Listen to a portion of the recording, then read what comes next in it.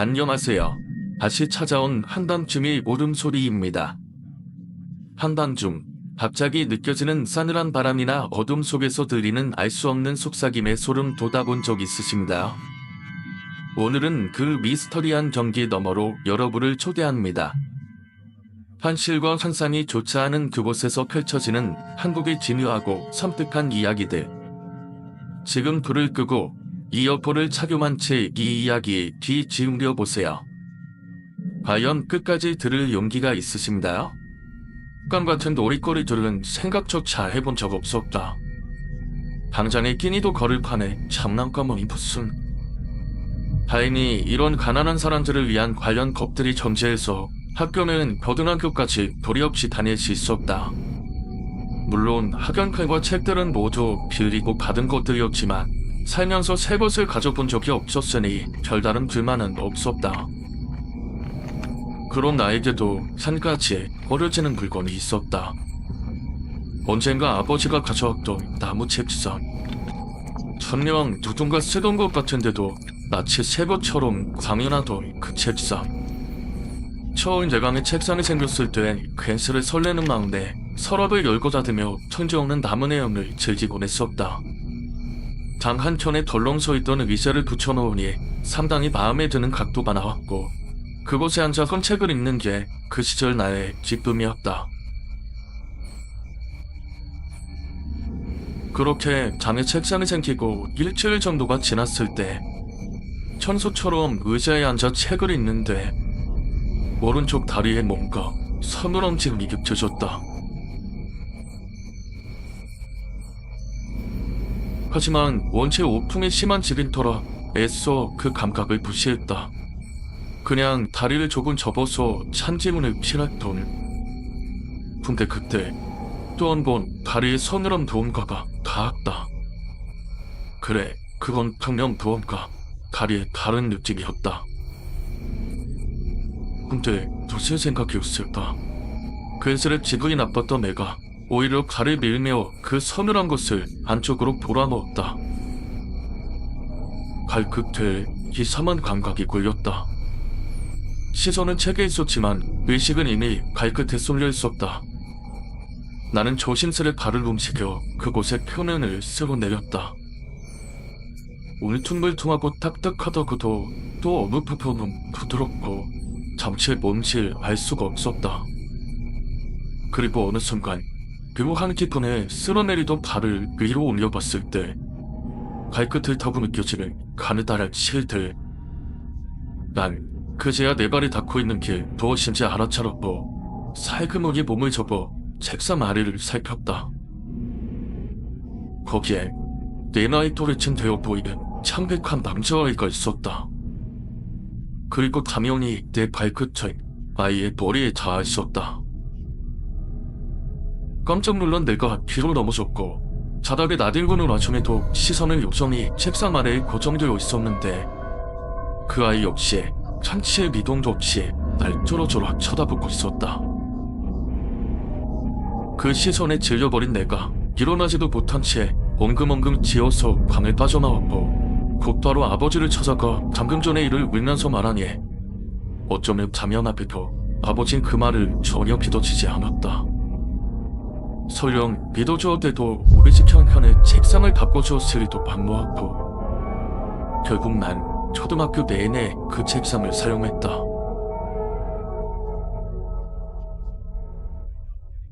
여느 때처럼 책상에서 책을 보고 있노라면 종종 자리에 서늘한 더운가가 닿았지만 난 애써 무시하곤 내려보지 않았다. 또 그 아이와 마주칠까 두려웠으니까. 그렇게 내가 중학생이 되었을 때 문득 책상의 출처가 궁금해졌고 그제야 어머니께 슬쩍 물어봤다. 내가 쓰는 책상을 누구에게 받은 건지. 조금 난간한 얼굴을 하던 어머니의 입에서 이미 지역에서 사라진 지 오래된 죽은 친구의 이름이 나왔다. 한때 유치원에 다녔지만 초등학교 입학 전 절에 빠져 죽은 친구. 또래 아이들에 비해 배우는 게 빨랐던 친구는 입학 전부터 공부를 시작했었다고 한다. 아마도 내가 쓰고 있는 책상에서 앞으로 펼쳐질 초등학교 생활을 설레는 마음으로 기다렸던 게 아닐까. 그날부터 난 더 이상 책상 아래의 친구가 무섭지 않았다. 아니, 되려 친구의 록까지 더 열심히 공부할 작정이었다.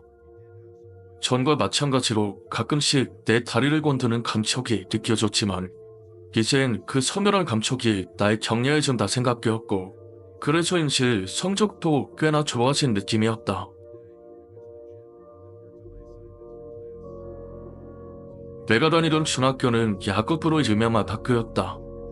기본적으로 전교생이 체육 시간에 야구를 했고, 그래 당연히 나도 야구에 흥미가 생겼다.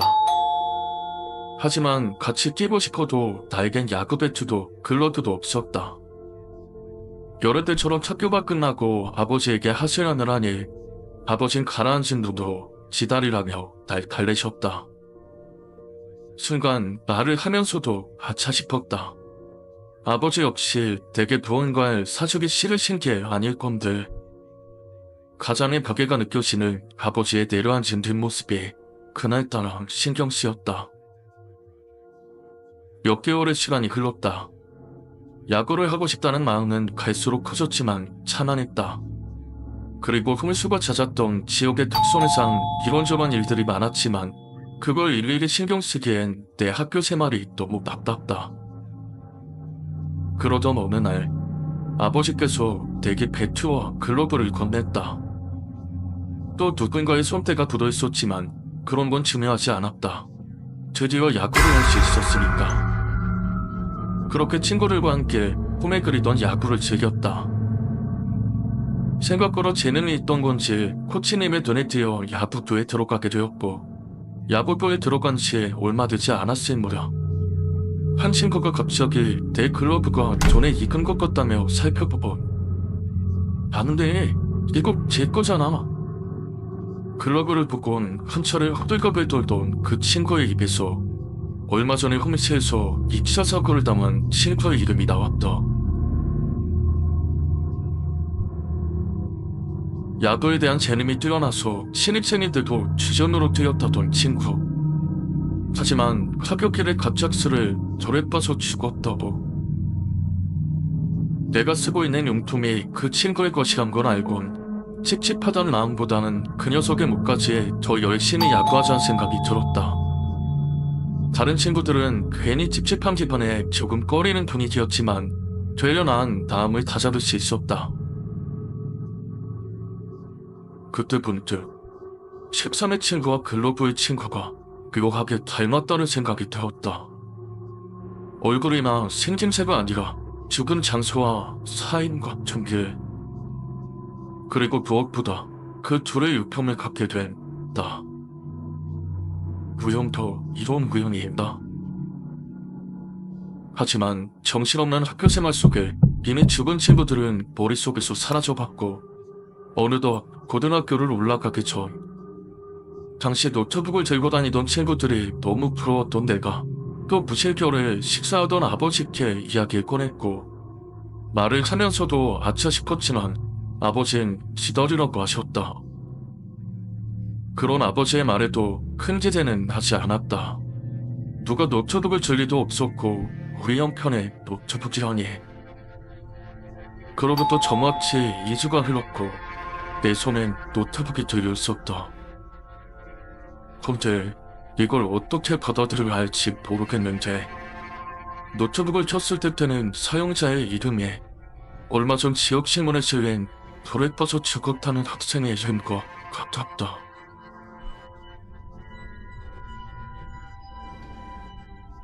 온몸에 소름이 끼쳤다. 하지만 질문은커녕 아무런 말도 꺼낼 수 없었다. 내가 아닌 누구라도 그랬을 것이다. 그래, 아버지의 눈을 보았다면 그 누구라도. 평소처럼 책상에 앉았고 발끝에 누워가 닿았다. 서늘한 지온으로 내 다리를 건드는 무언가. 난 여태 그걸 친구의 격려로 알고 있었지. 아니, 그 아이는 원망하고 있는 거다. 날 죽이고 물건을 가져가 지인을 세를 하고 있는 도둑을 보며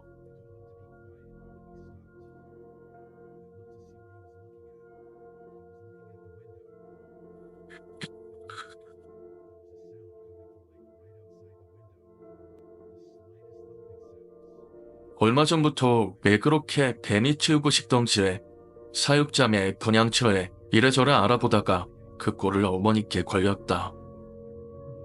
어머니는 뱀을 키우고 싶다는 내 말에 직업을 하시고 너가 그렇게 뱀이 치우고 싶으면 일단 족보에 이름부터 지우고 시작하지 않으며 아주 질색을 하셨다. 그런 단호한 어머니의 말씀에 일단 양보를 하긴 했어도 내가 뭘 치우든지 어머니가 내 반에 들어올 일도 없을 거고 막상 신경도 안 쓰실 건데 왜 치우면 안 되느냐고 물었는데 어머니는 내 말은 들은 척도 안 하시고 우리 집에 뱀이 들어오는 꼴은 절대 못 본다고 하셨다. 심하다 싶을 정도로 질색을 안 한 어머니께 대체 왜 그렇게 뱀을 싫어하냐고 물었고 어머니는 갑자기 대뜸 옛날에 살던 집 얘기를 꺼내시며 내가 처음 듣는 이야기를 해주셨다.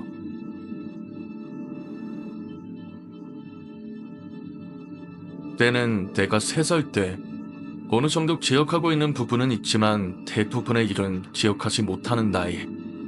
신문사에 근무하고 계시는 아버지께서는 보름 정도 태국, 홍콩, 중국 등지로 회사에서 보내주는 취재여행을 다녀오셨고 돌아오시는 길에 3살에 나와 나보다 4살 위의 누나에게 줄 선물을 사오셨다. 나는 전혀 기억하고 있지 않지만 아버지께서는 누나에겐 중국의 초콜릿을 그리고 나에겐 한 중국 여자가 삿갓에 쓰고 오른손은 얼굴 옆에서 부채를 들고 왼손은 살짝 들어 가슴 정도에서 손으로 모양을 만들고 있는 인형을 사다 주셨다고 한다.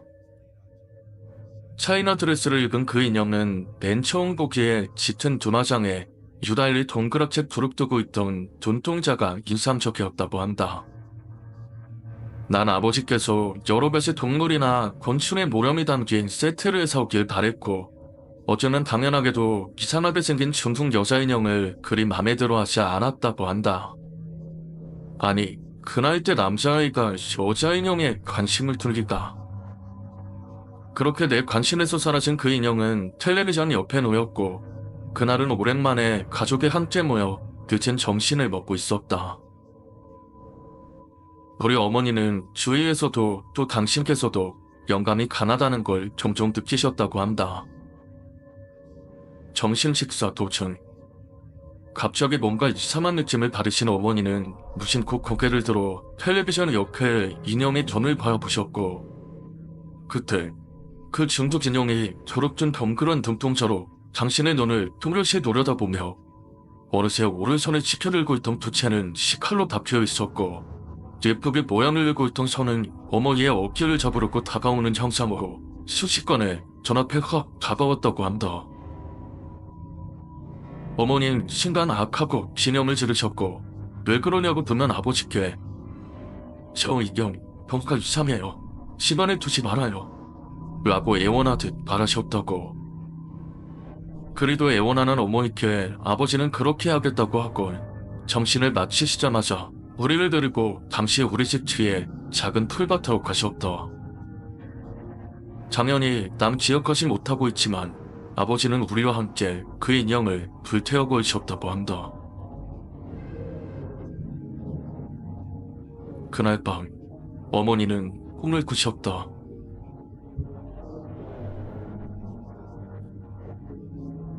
꿈에서 어머니가 우리 집 뒷산을 오르던 도중에 풀숲을 지나시다가 뭔가 자를 챈 느낌이라서 빛을 내려다보니 거기에는 자그마한 뱀 한 마리가 죽어 있었는데 무슨 롤러로 밀고 지나간 듯이 납작하게 둘려주고 있었다고 한다. 나 역시 시골에 살면서 도로를 지나다 차에 깔려 죽은 뱀을 수시로 보았으므로 어떤 형태인지 머리로 이해하고 고개를 끄덕였고 어머니는 이야기를 계속하셨다. 당초에 그 자그마한 뱀이 도로도 아닌 이런 산에서 납작이 둘려 죽어 있는 것도 이해가 되지 않는데 그 납작하게 둘려있던 것은 몸통뿐이고 머리와 꼬리 부분은 둘리지도 않고 발점이 그대로였다고 한다. 혹 질게 누워있는 뱀의 몸통 부분만을 가로질러 뭐가 밟고 지나간 것처럼. 아무튼 그렇게 죽어있는 끔찍한 뱀의 형상에 어머니는 행여 지나가는 사람들이 보고 놀랄까봐 옆에 있던 나뭇가지로 눌린 몸통을 드러내 절벽적으로 걸어가셨고 그 밑에는 돌이 고여 있었다고 한다. 어머니는 그 뱀의 절벽안을 물속으로 던져버리셨고 한동안 가만히 지켜보셨지만 돌에 떨어진 뱀은 역시 죽었는지 움직이지 않았다고 한다. 그렇게 생각하고 몸을 돌리려는데 몸통이 납작이 눌려 가죽을 뒤집고 내장에 튀어나와 있던 뱀이 갑자기 멀쩡하게 남아있던 머리와 꼬리를 휙 쳐들더니 절벽 아래에서 어머니의 눈을 똑바로 바라보며 두 갈래 혀를 날름거렸다고 한다. 근데 징그럽긴 해도 어찌 보면 별거 아닐 수도 있는 그 광경에 어머니는 고함을 지르며 경기를 일으켰다고. 어머니는 그 장면을 마지막으로 꿈에서 깨셨고 다음날 아침 출근하시는 아버지께 차마 아침부터 이러이러한 꿈을 꿨다 라고 말씀드리는 것은 좋지 않을 것 같아 어제 그 인형 다 태웠어요? 자꾸 물어보았고 우리들이랑 가서 다 태우고 왔다는 아버지의 대답을 듣곤 아버지께선 출근하시고 아직 우리는 자고 있을 시간 어머니 혼자 인형을 태웠다는 우리 집 뒤 풀밭으로 나가보았고 과연 아버지의 말대로 공터 한쪽에는 시커먼 재가 쌓여 있었다고 한다. 안도감이 들 법도 하고만 뭔가 호림칙함직걸. 어머니는 혹시나 하는 마음에 나뭇가지로 그 재를 헤쳐내보셨다. 그리고 그곳에 인형의 몸통이 긁다 쌓여있던 재 안에 전혀 타지 않은 인형의 머리와 두 다리, 그 시커멓게 쌓인 재 속에서도 여전히 그릇준 동그란 눈동자와 마침 그걸 내려보던 어머니의 눈이 마주친 순간 어머니는 어젯밤 꿈속에 몸통만 눌린 채 여전히 살아있던 머리와 꼬리를 쳐들어 자신을 노려보며 혓바닥을 날름거리던 뱀의 얼굴과 그 잿더미 속에 타지도 않은 멀쩡한 인형의 얼굴이 오버랩되면서 갑자기 오근이 소리며 다리에 힘이 풀려 그 자리에 주저앉아버리셨다고 한다. 이야기를 듣던 나 역시도 온몸에 소름이 끼쳤다. 대체 어떻게 그 인형은 몸통만 탄 채로 멀쩡히 있었던 건지. 어머니는 집에서 휘발유와 성냥을 가지고 인형의 머리와 다리에 뿌리고 성냥을 그어 던져 그 소름 돋는 인형을 형체도 알아보지 못할 만큼 불태운 다음 유달리 시커멓게 탄 재까지 신문지에 써서 마침 와있던 쓰레기차에 버리셨다고 한다. 그날 밤 아버지는 회사에서 돌아오셔서 어머니께 이런 말씀을 하셨다고 한다. 내가 옛날에 잠깐 다녔던 그 회사 알지? 너희 그 보험회사. 오늘 거기서 일하던 여자 직원한테서 전화가 왔는데 말이야.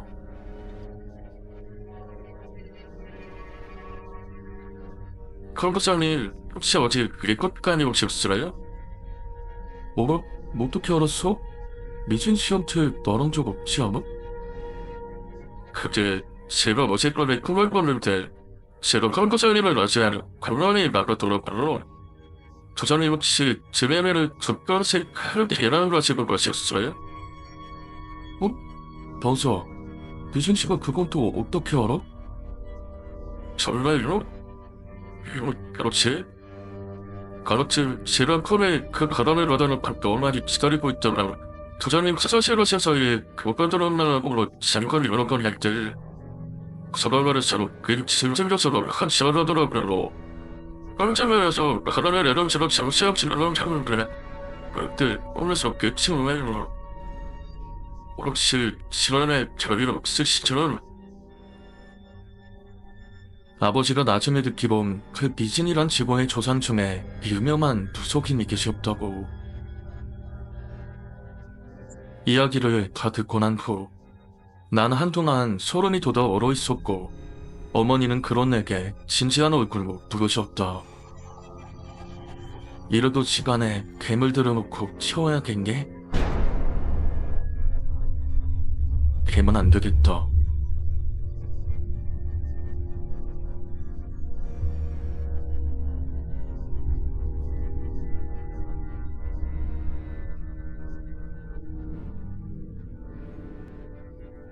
어린 시절 할머니 댁에 놀러가는 게 참 좋았다. 처음이 언제였지? 아마 내가 기억하는 건 몇 차례가 지난 후였을 것이다. 내 기억 속의 할머니 댁엔 아담의 직체엔 아직 자잘하지 않은 진돗개 한 마리가 묶여 있었고, 콘크리트의 차가운 나담엔 이름 모를 차분이 일렬로 놓여 있었으며, 깃들엔 지금의 나로서도 한 푼에 안을 수 없는 서단한 감나무가 있었는데, 그 때문인지 시골 사람들은 모두 최진석이라는 내 이름 대신 나를 감나무집 손자라고 불렀었다. 작은 마루를 지나 2개의 담이 있고, 할머니는 언제나 부엌에서 보안가를 만들고 계셨다. 아버지의 손을 잡고 할머니 댁에 갔다 온다. 정작 할머니는 내게 큰 신경을 쓰지 않으셨다. 덕분에 난 집 밖의 시골 동네를 돌아다니는 일을 찾았으며 그들과 어울려 노는 것을 정말 좋아했었다. 하루는 생각없이 걷다 보니 건너 마을까지 갔었는데, 고소한 냄새에 이끌려 슈퍼라는 커다란 글씨가 써있는 집에 다다랐고, 그 집 앞에 작은 평상에서 건어에 오징어를 구워먹는 부자. 마침 그 아들의 모습이 내 또래 같아서 괜히 친한 척 다가가니 그 꼴이 컵 귀엽던지 슈퍼 아저씨는 내게도 오징어를 건네줬었다. 그날부터 며칠간은 그 집 아들인 철민이 형과 산이며 들이며 정말 많이 돌아다니고 놀았던 것 같다.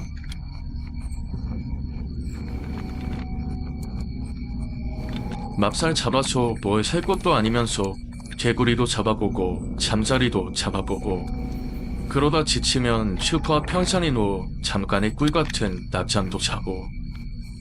그러기를 며칠. 그날은 산에서 뒹굴며 놀다 둘이서 작은 동상 같은 묘에서 민들레를 불고 있었는데, 그때 갑자기 무언가가 내 옆구리를 탁 하고 찌르는 것이었다.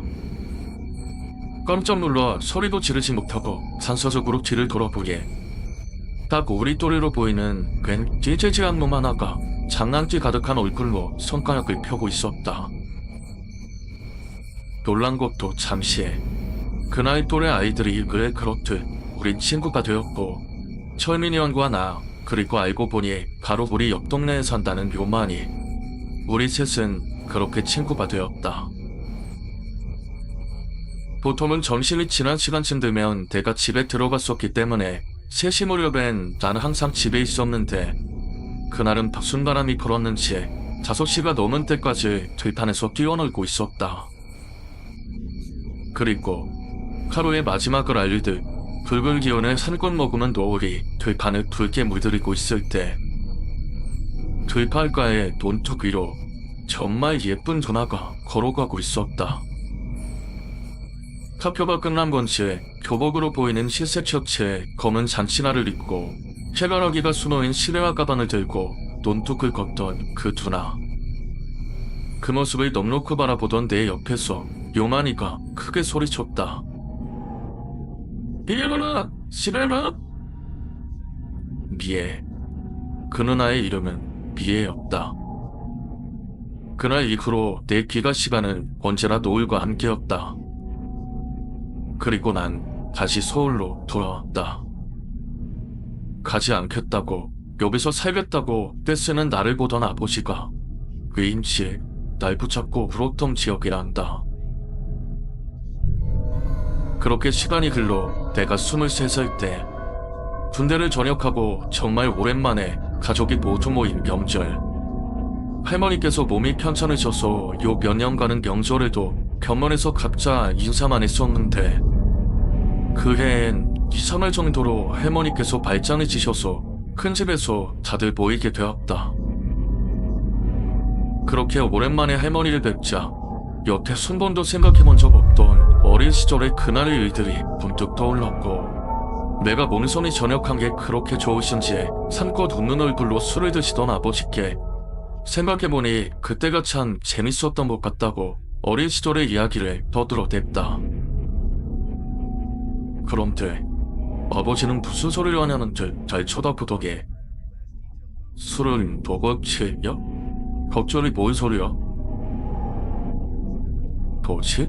이 반응은 이상한 반응에 내가 대려 무슨 소리냐니까 아버지께서 하신 말이 어릴 때 할머니 댁에 가끔 갔던 건 맞는데 내 몸이 날 때부터 너무 약했고 시골에 가서 좋은 공기 좀 쓰면 괜찮아질까 싶어서 몇 번 데려가긴 했었는데 너는 단 한 번도 할머니 집 밖을 나가본 적이 없었다고.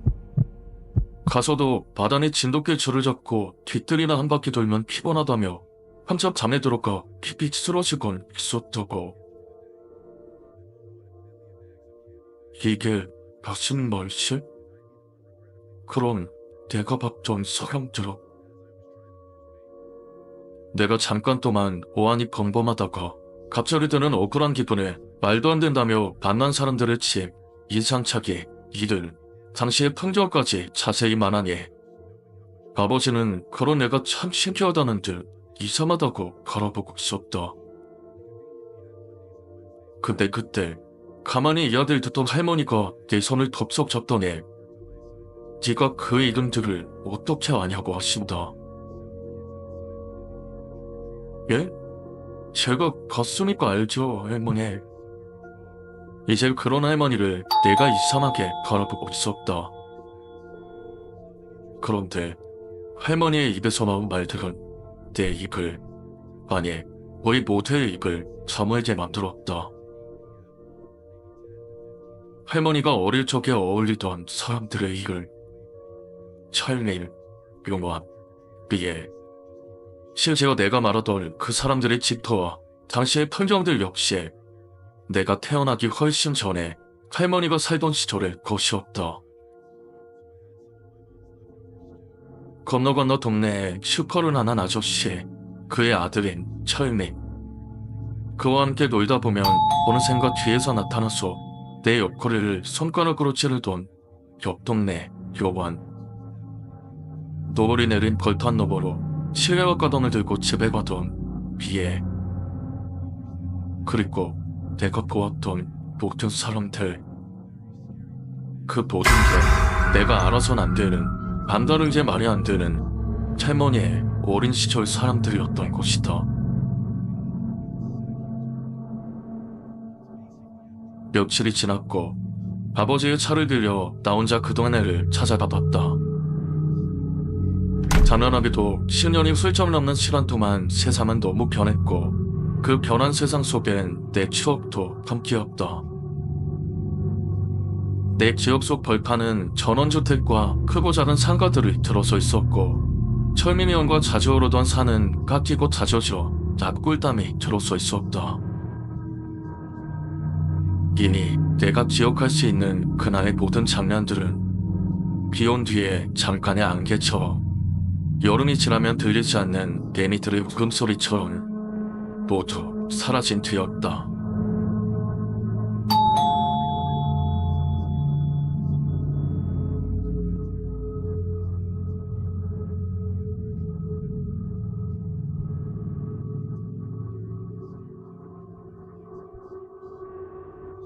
그로부터 몇 년의 시간이 흐른 지금 몸이 약해서 할머니 댁 밖을 한 번도 나서본 적이 없는 내가 대체 어떻게 그들을 알게 되었고 그들과 같은 공간에 있었으며 같은 시간을 공유하고 있는 것인지.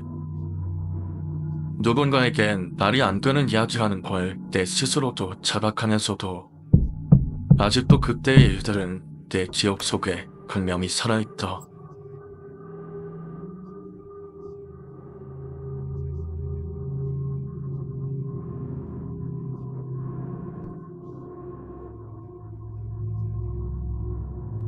제가 다니던 학교는 시내에서 멀리 떨어진 시골 학교였습니다. 시내에서 학교까지 가는 길은 두 가지가 있었습니다.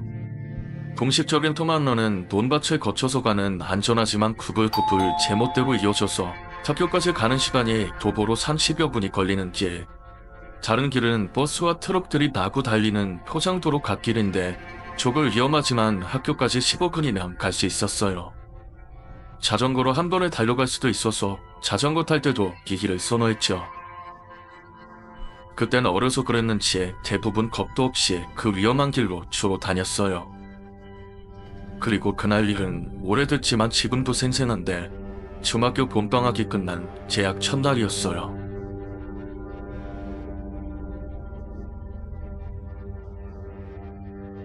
제 담임과 오랜만에 친구들 만나서 들뜨고 어수선한 분위기에 저는 그전부터 같은 반인 참이라는 친구하고 친했는데 쉬는 시간에 그 녀석이 저에게 1,000원을 들려달라는 거예요.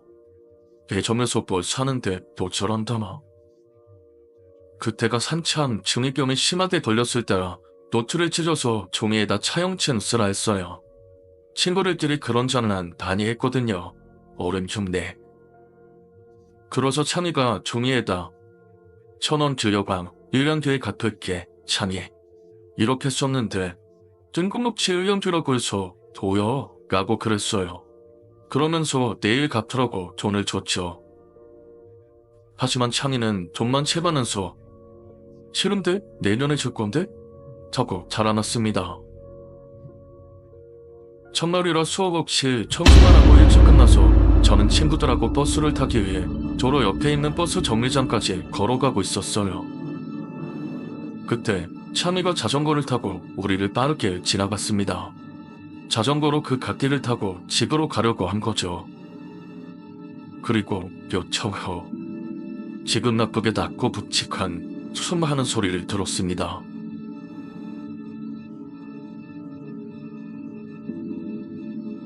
우리가 뭐지? 하면서 걸어가는데 누군가 외쳤어요. 사고다. 후다닥 정류장으로 뛰어가 보니 찌그러진 자전거 한 대가 뒤를 누워있고 커다란 트럭이 정류장 담벼락을 받고 멈춰 있었어요. 그리고 길바닥엔 피범벅이 된 누군가가 이동도 없이 쓰러져 있었습니다. 그때 정류장에 먼저 서 있던 친구들이 말했어요. 그게 참이라고. 경찰이 오고 몇 분 뒤에 119가 오더니 시신을 구급차에 실었고 길바닥에 머리가 터져서 나온 내용물들은 봉투에 일일이 주워 담아 치웠습니다. 사고 나는 걸 직접 본 여학생들도 있었는데 그거 난리가 아니더라고요. 저는 멍했어요. 슬픈 느낌보다 현실감이 안 들었죠. 마치 꿈 같다고 할까. 그 사고로 반에 빈 책상이 생겼고 저희는 그 위에 꽃을 놔두었습니다. 담임이 초임 발령 여자 선생님이었는데 다침 조회 시간에 들어와서 그 책상을 보고는 몇 번을 그냥 울고 나갔어요. 덕분에 반 분위기가 엄청 침울했죠. 그리고 100일 정도까지 빈자리가 남아있었던 것 같습니다.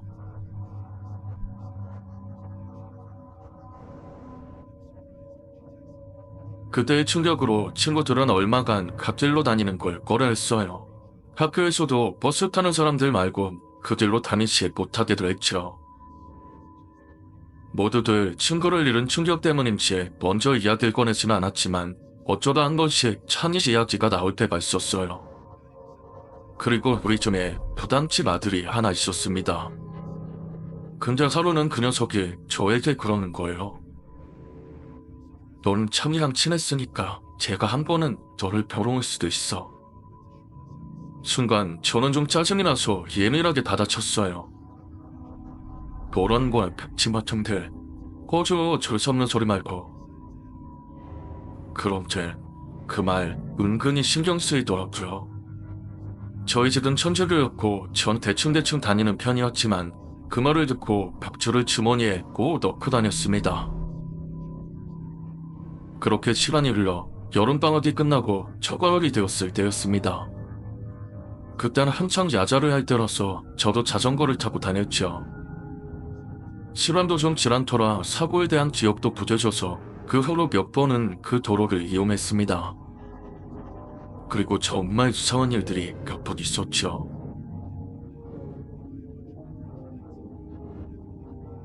하루는 자전거 핸들을 정류장 방향 내리막길로 쳐왔는데 그 사고가 났던 위치에 승용차가 한 대 주차된 게 보였습니다. 그리고 제가 무심코 그렇게 지나가는데 그때 가만히 서 있던 차문이 갑자기 확 하고 열리는 겁니다. 전 정말 깜짝 놀랐지만 천만 다행히 차문과 부딪히기 직전에 잔발의 차에 피했어요. 내리던 운전자도 못 봤는지 내리자마자 직업을 하더라고요. 더군다나 그곳은 내리막길로 속도가 높아지던 터라 부딪혔으면 정말 크게 다칠 상황이었습니다. 그 순간 머릿속을 스치는 건 부담집 친구 이야기였어요. 참 것도를 더럽다. 갑자기 무서운 생각이 들어서 주머니에 부츠를 다시 만져봤어요. 귀신을 믿든 말든 갑자기 예전에 그 일이 생각나며 그 정리장 앞은 피하고 싶었습니다. 그렇게 일부러 멀리 돌아다녔어요. 한동안은.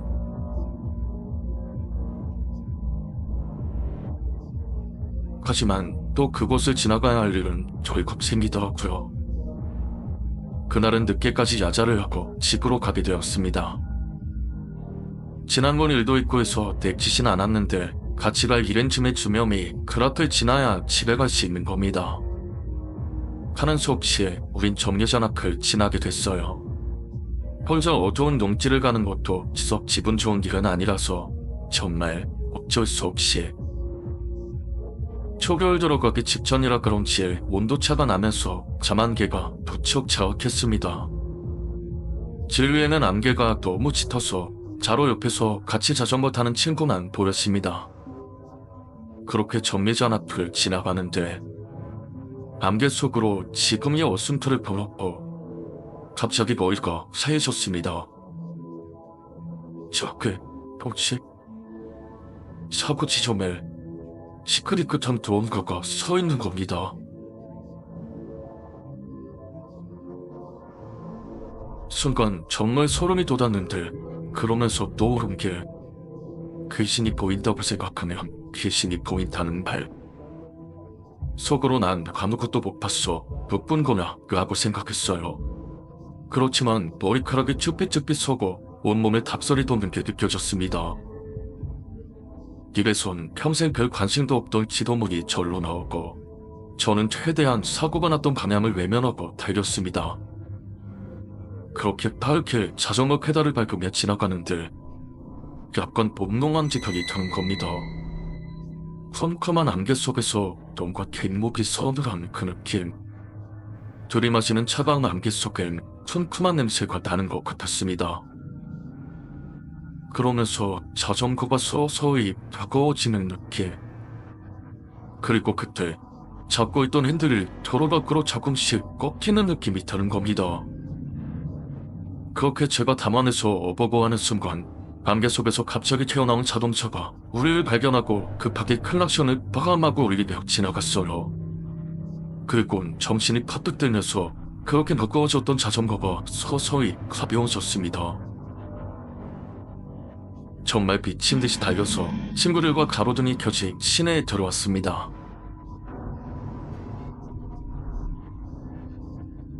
다들 너무 놀랐고 정말 위험했다고 하면서 안개 같은 날은 절대 여기로 다니지 말아야겠다 했습니다.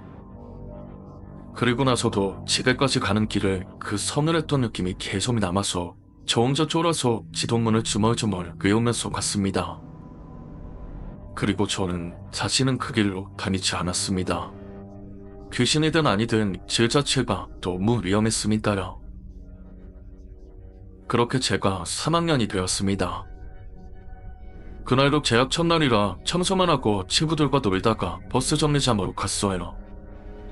조금 늦게 가서 그런지 정류장에 사람 하나 없이 썰렁했었죠.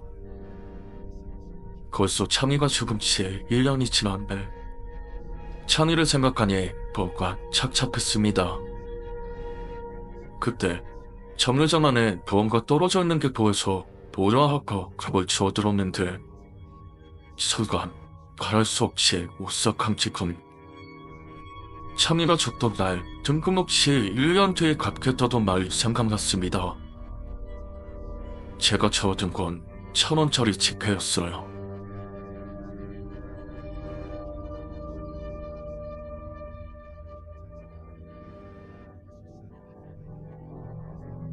시간이 흘러 지금 와서 생각하면 그때 창의가 저를 구해준 게 아닐지, 몇 번을 구해줬는데도 자꾸 그 길을 다니니 겁을 줘서 쫓아낸 게 아니었던 건지.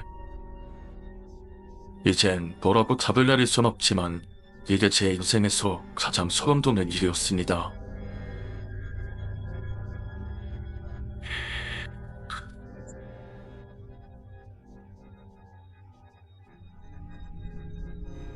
방학이면 항상 할머니 댁에서 보름 넘게 살다 오곤 했어. 아구미에 들어찬 장작에 불을 만나 갈라지는 소리, 방 안에 들어가 있으면 들려오는 온갖 이름 모를 틀벌레 소리. 그 추운 와중에도 밖을 뛰놀다 들어가면 머리를 쓰다듬고 내 코를 투어주시던 할머니의 그 투박한 손, 따뜻한 체온과 냄새. 참 좋을 기억들인데 이젠 다 그려지고 그 와중에 가장 기억에 남는 건 정작 최악의 기억 하나야. 저문아, 혜미가 하는 말 잘 새겨 들어야 돼. 아, 할머니 알았어. 걱정 말라니까. 나 이제 10살이에요. 그래. 암만 혜미도 알지. 그래도 건넌마을 아들이랑 놀다가 수정째 넘어올 일이 생기골라. 그게 감이 하며 그냥 그 집서 자고로 덮쳐. 고. 할머님 그 말을 몇 번이나 강조하셨어. 아예 오래쪽엔 건넌 마을까지 간 적도 없거니와 내가 잠깐 있는 이 시골에서 친구라는 게 생길 리도 없었는데 그래도 조금 컸다고 낮에 걸레 잡으러 동산에 올랐다가 건넌 마을 사는 요한이란 놈과 친구가 됐지. 시골 놈이라 그런지 참 시커먼 친구였는데 웃을 때 유난히신 이가 아직 벽지영하네. 아무튼 이놈이 건넌 마을에 살다 보니 자연스레 동네를 오갈 일이 많아지고 수정제라고 하는 언덕을 넘어다니곤 했어. 질이 굉장히 험해서 그냥 산이나 마찬가지인 언덕백이었는데 동네 사람들이 우리가 그 언덕을 넘어다니는 걸 보고 할머니께 그걸 말씀드린 모양이야. 그 이후로 할머니 항상 나한테 저런 이야기 하셨지. 수정제는 절대 밤에 넘어가지 마. 차라리 감이 늦으면 그 친구네 집에서 자고 내일 돌아와라. 아, 그리고 수정제를 넘다가 이상한 소리가 들리면 앞만 보고 달려라. 이건 좀 이상했는데 뭐 멧돼지 같은 게 워낙 많으니까 뒤도 보지 말고 도망쳐라. 뭐 그런 거라고 생각했지.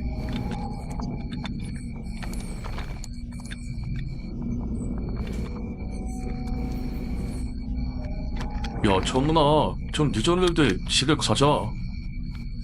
아, 좋을 거야. 좀 기다려봐. 널 쪽으로 사람을 잡자고. 저번 철거를 우리 엄마가 잠늦게 시정책 가지 말라 그래서 그렇지. 우리 뭐라는 거야, 졸보가. 그날은 처음으로 잠까지 시정제에 있었어. 수정제엔 이 사막에 벌레들이 많았고 삼창 사슴벌레에 빠져있던 내겐 천국이나 마찬가지의 장소였지. 묘지가 군데군데 참 많다는 게 있으세 했지만 그 정도는 참을만 했어. 오, 있다. 참나무에 붙은 커다란 사슴벌레를 아무렇게나 떼어서 채집통에 넣었어. 이제 가자.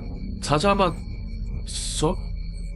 나도 꽤나 무섭던 차에 사슴벌레를 잡자마자 집에 가려고 요한이를 갈아보니 저 멀리 요한이 뒤통수가 보였어.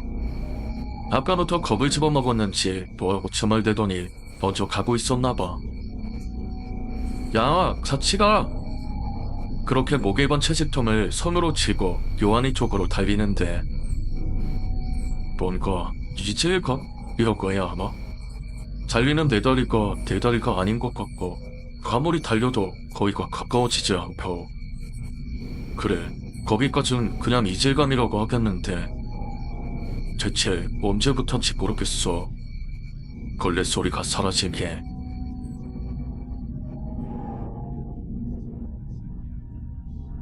그 어린 나이에 얼마나 무서웠는지 알아? 산이나 마찬가지인 언덕배기에 멀리서 걷고 있는 친구 뒤통수가 보이는데 거리는 가까워지지 않고 무슨 불 속에 들어온 것처럼 내 발자국 소리 말고 아무런 소리가 들리지 않는 게. 그때 사부작 내 발자국 소리가 아닌 다른 소리가 들렸어.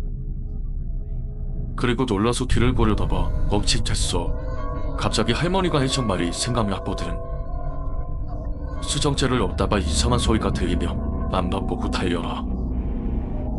대체 왜 그렇게 무서웠는지 모르겠는데 갑자기 온몸에 소름이 쫙 끼치더라.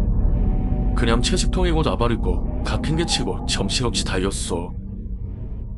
근데 내가 뛰자마자 뒤에서 들리던 소리도 마찬가지로 정신없이 달려오는 거야. 진짜 죽기 살기로 달렸어. 나뭇가지에 긁혔는지 볼에서 흐른 피가 입으로 들어오는데도 그냥 달렸어. 앞만 보고. 근데 그렇게 한참을 달리는데도 끝이 보이질 않는 거야. 예전역에 시정제를 넘어왔어야 할 정도인데 가도 가도 끝이 없는 것 같은 느낌.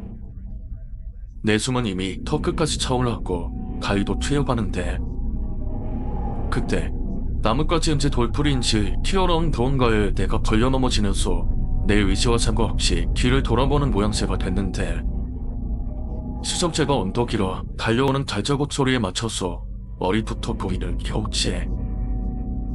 왜 허연 옷을 입은 여자가 머리는 산발을 하고 나한테 달려오는 거야. 언제 숨이 찼냐는 듯이 걸떡 일어나서 죽어라고 달렸어. 뭐가 긁히던 걸리던 잡힌 게 치면서 진짜 죽을 힘을 다해서 달렸어. 잡히게 죽는다는 생각으로. 천만 다행히 내리막길이라 거의 길다 굴어다 날다람쥐가 따로 없었지. 그러다 보니까 사늘이 도는 건지 계속 보이는 요한이 뒤통수가 점점 가까워지더라. 그렇게 손만 뻗으면 닿을 거리까지 왔을 때 대체 무슨 정신이었는지 갑자기 괘씸하다는 생각에 앞에 보이는 요한이의 뒤통수를 후려 갈겼는데 쓰기야. 그 때문에 내 중심이 흐트러진 건지 다리 뒤엄치며 요한이와 한덩어리가 되어 언덕을 굴렀어. 그리고 나선 잠깐 동안 기억이 없어.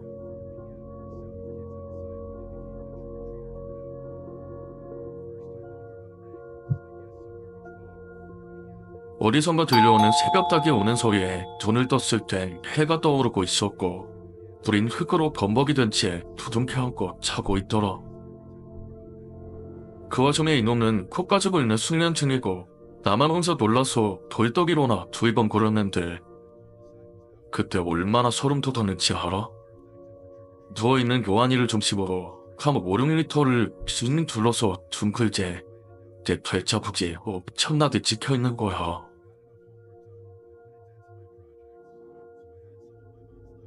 새벽 4에 난 얘를 가운데 놓고 주위만 정신없이 빙빙 돌고 있었던 거라.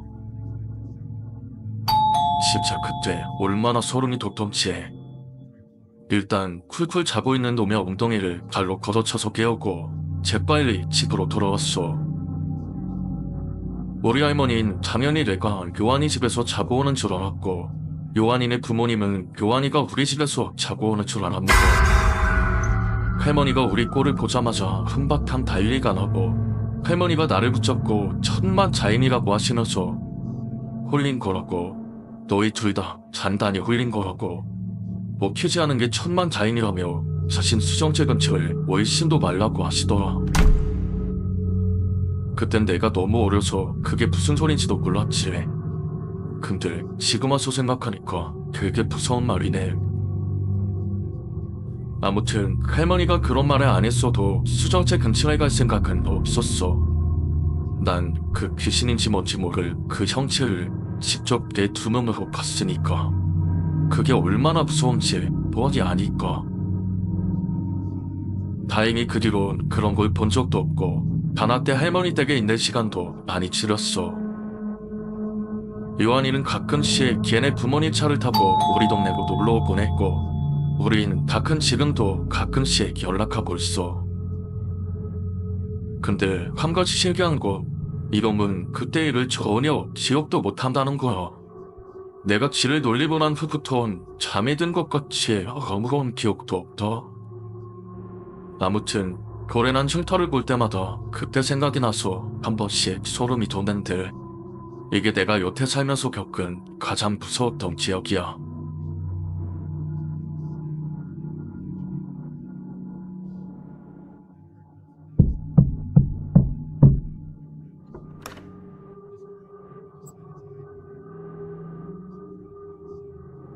이건 제가 초등학교 6학년 때 겪은 일입니다. 이야기의 배경이 되는 초등학교는 산 밑에 있어서 자연환경이 엄청 좋은 반면 주변에 숲이 울창하고 키가 큰 나무들이 많아서 잠이 되면 좀 불신연스러운 느낌이 나기도 합니다. 그날은 수학여행을 갔다가 돌아오는 날이었죠. 돌아오는 버스에서 실컷 놀아서인지 학교 운동 전에 집에 가려고 집합했을 때는 저와 저희 반 아이들 모두 피곤에 쩔어 있었습니다. 피곤에 쩔어 있어서 빨리 집에 가고 싶었지만 저희 분단은 하필이면 그날이 청소담반이었죠. 선생님도 피곤해서인지 반장인 저에게 열쇠를 주면서 청소 알아서 끝내고 분단 속 잘하고 집으로 돌아가라고 했습니다. 그렇게 종례를 운동장에서 마치고 다른 아이들은 모두 돌아갔고 저희 분단만 교실로 향했습니다. 다른 반도 청소단반들이 남아있어서인지 그때까지는 학교가 그렇게 무서운 줄 몰랐어요. 그때 시간이 한 5시쯤 됐는데 저희가 청소를 마칠 즈음 슬슬 노을이 지면서 땅거미가 내리기 시작하더군요. 당시 저희 분단에는 남자 셋, 여자 셋인가? 이렇게 있었는데 초등학교 6학년이면 사춘기고 남녀가 모여서 수다 떨면 재밌잖아요.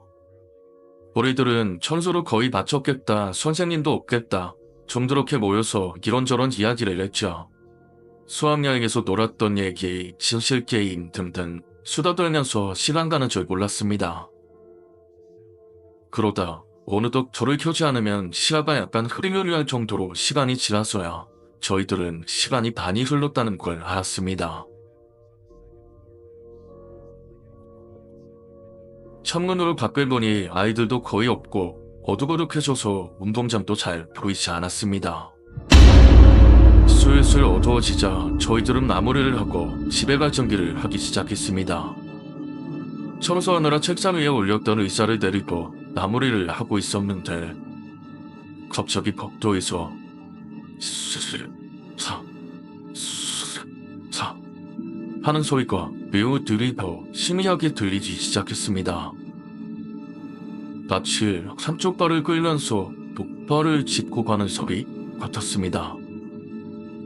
다른 아이들은 들었는지 못 들었는지 모르겠지만 저는 분명히 들었습니다. 하지만 그냥 단순히 경비 아저씨가 돈 단속하는 소리라고 여기고 얼른 마무리 짓고 집에 갈 생각을 하고 있었습니다. 사건은 여기서부터 시작됩니다. 소리를 의식하지 않고 청소를 하던 중 저희 군단 남자아이가 무슨 소리 안 들리냐고 들어보는 겁니다. 그 말에 다시 귀를 기울이니 아까 들었던 소리보다 훨씬 크게 들리는 겁니다. 마치 멀리서 무언가가 저희 교실 앞으로 걸어온 것처럼. 처음엔 경비 아저씨려니 했는데 제가 알기로 저희 학교 경비 아저씨 순찰 시간이 밤 10시 정도에 한 번 정도로 들어서 경비 아저씨는 아니라고 생각했습니다. 그래서 무엇일까 하는 호기심에 저희들은 소리가 나는 복도 쪽을 응시했습니다. 소리는 점점 커져서 교실 바로 앞문에 있는 것처럼 들렸습니다. 그리고 관문 옆에 있는 창문부터 무언가가 지나가고 있었습니다.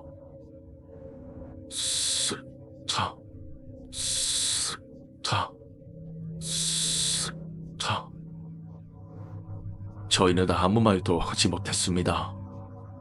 그것이 뒷문으로 지나가 보이지 않을 때까지 저희들은 숨조차 쉬지 못했습니다.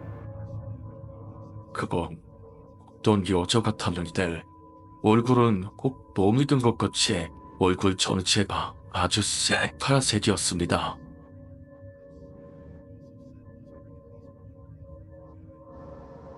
질렸다고 하는 게 맞을까요?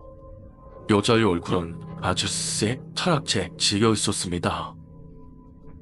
굳이 비유를 하자면 심해 같다고 할까요? 좀 어두워서 좀 더 검게 보였던 것 같은데 아주 짙은 파란색이었습니다. 여자는 초점이 없는 눈을 찢어져라 뜨고 목표점으로 복도 끝을 응시하면서 한쪽 발을 절뚝대면서 천천히 걸어가고 있었습니다. 아주 천천히. 얼마나 무서웠는지 그때가 아무리 어렸을 때여도 그 여자가 사람이라는 생각이 전혀 들지 않았습니다.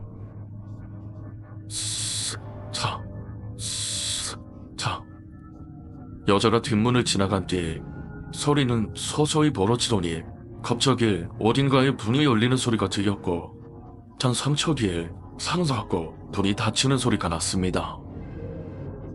아마 어딘가로 들어가는 것 같았습니다. 그렇게 여자가 문으로 들어가는 소리를 듣고 저희들은 아무런 말 없이 서로를 잠시 동안 쳐다보았습니다. 정말 무서우면 오줌을 지른다는 말이 뭔지 알겠더군요. 그 후엔 뭐 말할 것도 없이 저희는 가각 소리를 지르면서 문단속이고 청소부 보고 당장 밖으로 뛰쳐나갔습니다. 저희 교실이 당시 3층이었는데 거의 계단에서 굴러떨어지듯 하면서 밖으로 뛰쳐나갔습니다.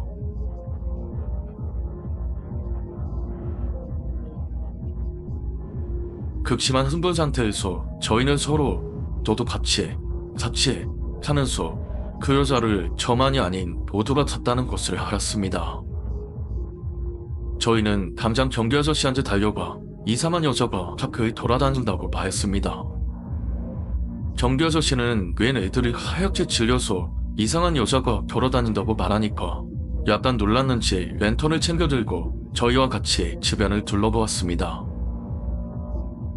하지만 경비 아저씨와 교실에 가서 주변을 살펴보았지만 이상한 여자는커녕 재미있게 바이 보이지 않았습니다.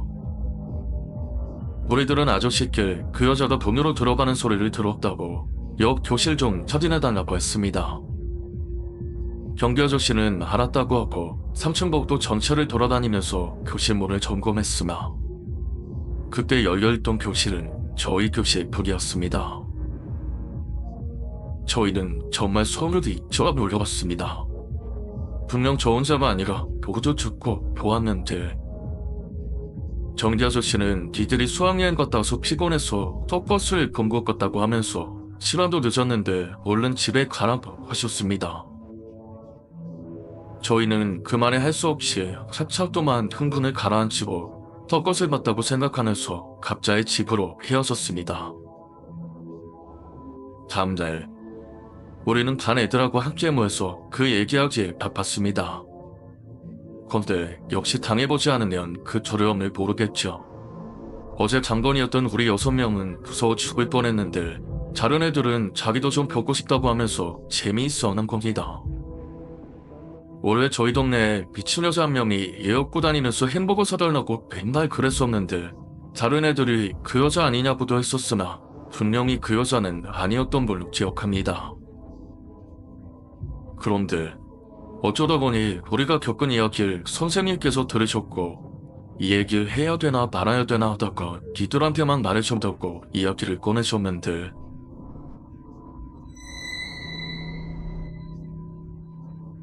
오해전 학교가 지어지기 전에 이 터가 정신병원이었다고. 근데 그 병원이 마만이어가 정말 아무런 이유도 없이 불빛하는 환자들이 옥상에서 떨어져 죽어버렸다고. 그래서 한동안 검토했던 곳에 14년 전에 우리 학교가 들어오고 하고. 그럼 저희가 본 건 정신병원에서 죽은 귀신일까요? 아니면 어두워서 잘못 본 여자아이였을까요? 아직도 잘 모르겠습니다. 하지만 이제 와서 문득 이런 생각을 해봅니다. 그 여자가 창문을 스쳐서 뒷문으로 지나가고 있을 때 만약 저희와 눈이 마주쳤다면 어떤 일이 벌어졌을까 하는.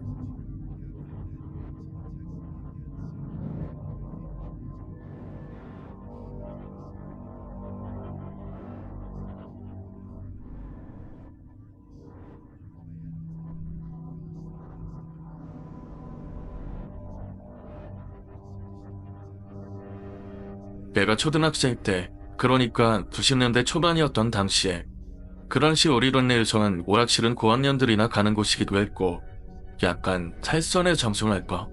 오락실에서 노는 곳이 일반적이지도 않았고 애초에 아이들이 돈을 가지고 다니는 경우도 굉장히 적었다. 시골이어서 그랬는진 몰라도 적어도 우리 동네는 그랬다. 그런 아이들은 동네에서 친한 아이들끼리 3-3-5 모여서 옥상 탈출, 오징어, 술래잡기, 숨바꼭질 등을 하며 놀았다. 아무래도 아이들이 밖에서 뛰놀던 다진학 세대가 우리가 아니었나 싶다. 그러던 어느 날 여느 때와 다름없이 친구들과 놀기 위해 놀이터에 모였는데 내가 처음 보는 못 보던 친구가 한 명 지어 있었다. 심지어 누구와도 대화를 하고 있지 않던 그 친구는 그와 전에도 너무나도 자연스럽게 우리와 함께 있었기 때문에 그냥 우리 중에 누가 아는 아이를 같이 놀자고 데려왔나 싶었다. 하지만 초등학생 그 어린아이들이 또래한테 낯을 가리진 않았으니까 다들 크게 반응도 없이 놀거리를 생각하고 있었다.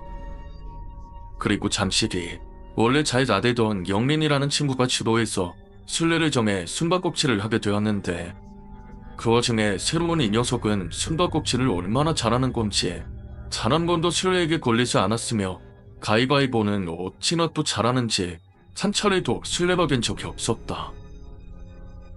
조금 이상하긴 했지만 그래도 상관은 없었다. 우리가 노는 데는 아무 지장이 없었으니까. 그런데 같이 놀던 아이들 중 한 여자아이의 표정이 갈수록 친월해짐이 느껴졌다. 쟤는 엄마한테 혼날 거리라도 있나? 그렇게 생각하면서 나는 재미있게 잘 놀고 있었다. 그러던 중 문제는 내가 술래일 때 발생했다.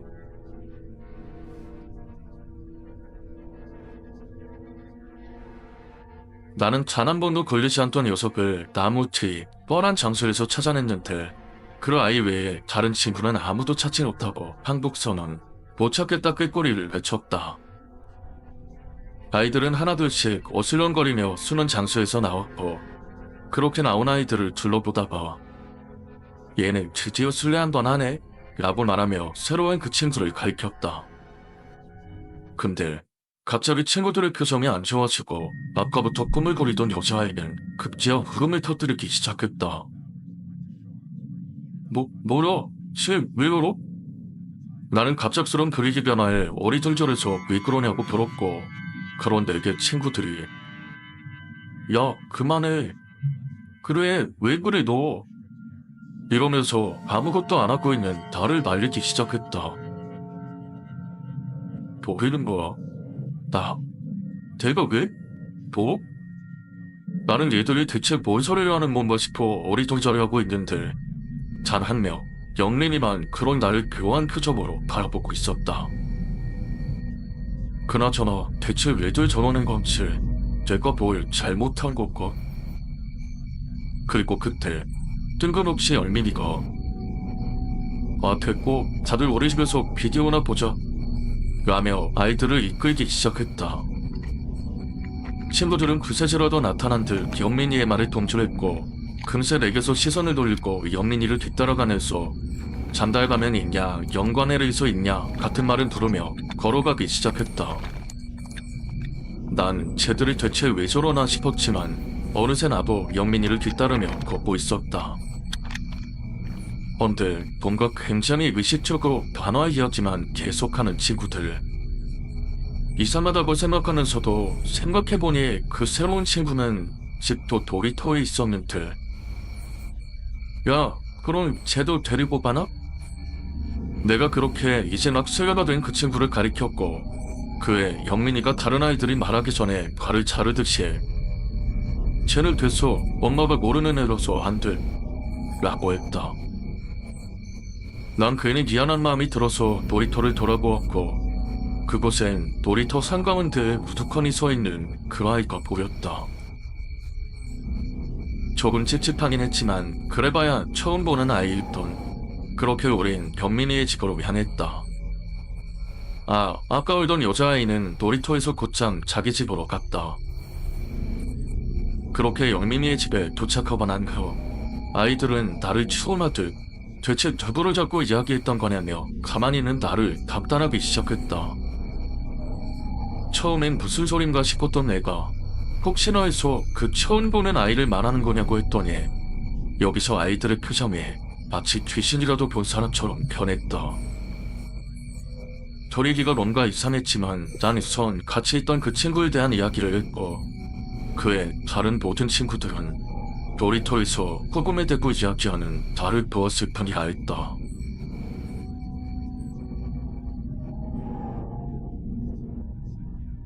뭐래? 나? 내가 혼자 얘기를 했다고? 그때 그 아이들의 표정, 그 다만의 감기가 어찌나 소름 돋던지. 내 팔뚝엔 생전 처음 느껴보는 진한 닭살이 오돌토돌 생기고 있었다. 그 와중에 영민이는 그런 우리를 가만히 바라보고만 있었고, 초림들이 다 그렇듯 또 언제 그랬냐며 우린 재밌게 간달간을 보았고, 더 늦기 전에 집에 돌아가려는 차, 운동화에 발을 그겨놨는 날 뒤에서 영민이가 들었다.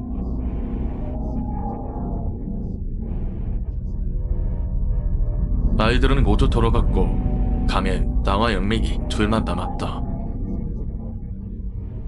나도 봤어. 그래. 그치?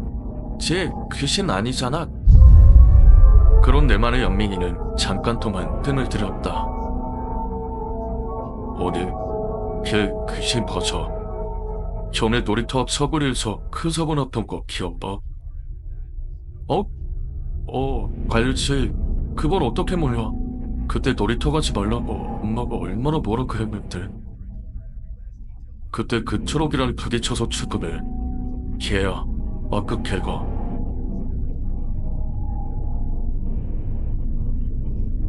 영린이는 나보다도 먼저부터 그 애를 봤었다고 했다. 심지어 처음에는 그냥 흐릿하게나 보였다고 했다. 근데 그 흐릿한 형체가 영민이의 시선을 느끼고 난 후부터 점차 사람의 형태가 되어갔다고. 그렇게 처음에 검은 연기 같았던 형체가 점차 사람의 형상을 띠게 되고, 얼굴이 생기고 표정이 생기고 입고 있는 옷과 인상착의를 정확하게 구분할 수 있게 되었을 때, 영민이는 그때가 됐어야 알았다고 한다. 저게 사람이 아니라는 걸. 자신의 시선을 먹이 삼아 점점 자라고 있다는 걸. 급신하에서 부모님께 그 놀이터에서 사고 난 아이의 유상차기를 보았고, 역시나 그 형체의 인상차기와 같다는 걸 알게 된 영민이. 그때부터는 눈길조차 치지 않았다고 한다. 그래도 다행인 건 그 아이를 보는 사람이 자신뿐이었다는 건데, 오늘 내가 두 번째로 그 아이를 직접 본 사람이 된 거였다고. 그리고 영민이 말론 내가 자신을 알아보자마자 그 아이의 얼굴이 정말 소름 끼치는 웃음기를 띠고 있었다고. 그날 이후 우린 의식적으로 그 아이를 보지 않으려 노력했고, 언제부턴가 더 이상 그 아이는 우리 눈에도 보이지 않게 되었다. 아직까지도 그 아이가 왜 나타난 건지, 무슨 목적으로 우리 곁을 맴돈 건지를 알 수가 없는 부분이다. 그냥 친구들과 더 놀고 싶었던 어린아이의 혼이었던 건지, 아니면 우리가 생각할 수 없는 어떤 목적이 있었던 건지. 한 가지 확실한 건, 나도 모르게 한 번씩 실수로 그 아이를 바라볼 때면 그 얼굴에 걸린 무서울 정도로 소름 끼치는 웃음기에 다리가 떨려왔었다는 거다.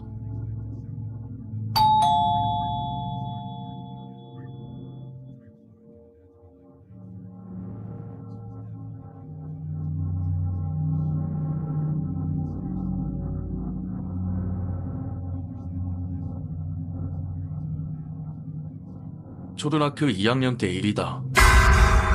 그날은 자전거로 이리저리 쏘다니다가 작은 공무원을 발견했다. 그래, 미끄럼틀과 모래, 놀이터만 있는 작은 공원이었다. 이런 곳에 병원이 있었을 줄이야 라는 생각을 하며 멈춰서 있는데, 나와 동년배로 보이는 남자애가 땅에 나무 막대기로 그림을 그리는 게 보였다. 마치 한가하던 날은 걔랑 놀려고 나를 걸어보기로 했다. 뭐 그려? 뒤에서 말을 걸어서 깜짝 놀랐는지 눈을 동그랗게 뜨더니 사자 라고 답했다. 내가 같이 놀자 라고 했더니 그래도 돼? 그치만 하고 일어서는 그 아이. 그 아이는 다리와 팔이 불편한지 약간 절쪽이는 모양을 하고 있었다. 난 달리는 거 못하는데 그래도 괜찮아? 라며 미안한 듯 나라는 아이. 그 아이의 이름은 토모야였다. 나이는 나보다 2살 위인 초등학교 4학년. 부모 앞에 있는 아파트에 살고 있었고, 특수학교에서 스쿨버스를 타고 돌아온 후 저녁 때까지 이 공원에서 논다고 했다. 이 주변에는 아이가 없어서 여긴 거의 내 전형이야. 라며 토모야가 웃었다. 토모야는 몸은 좀 불편했지만 내가 모르는 걸 잔뜩 알고 있었다. 특히 동물이나 곤충엔 빠삭해서 금세 사이다 좋아졌다. 내가 토모야에게 척척박사 봤다 라고 했더니 부끄러워했다. 그렇게 한창 둘이서 놀고 있는데 좀 떨어진 곳에 어느 할아버지가 서 있다는 걸 깨달았다. 그 할아버지는 빙그레 웃으며 토모야를 보고 있었다. 몸이 투명해서 귀까지 보였으니 살아있는 사람이 아니란 건 바로 알 수 있었다. 내가 머리를 조금 숙이자 그걸 보셨는지 할아버지가 인사해 주셨다. 마치 잘 부탁한다 라고 말하는 것만 같았다. 그 후에도 우리는 종종 같이 놀곤 했다. 할아버지는 여전히 웃으며 토모야를 지켜보고 있었다.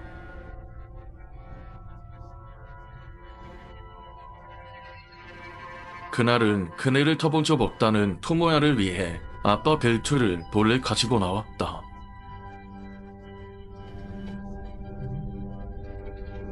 토모야, 내가 오늘 그네 탈 수 있게 해줄게 라고 했더니 토모야와 할아버지가 동시에 놀란 표정을 지었다.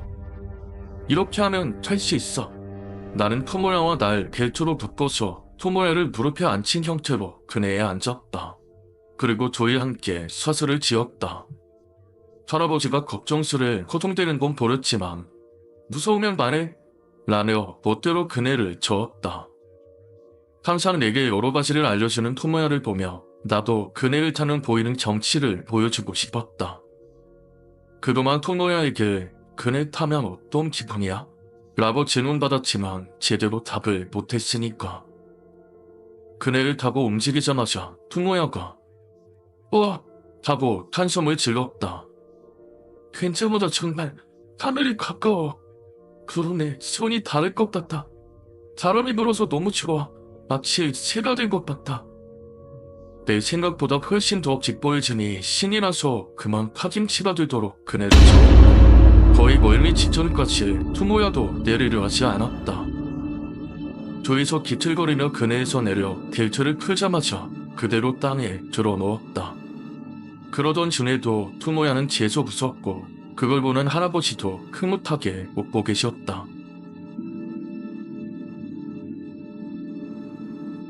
다른 일요일에도 역시나 토모야와 놀려고 공원으로 향했다.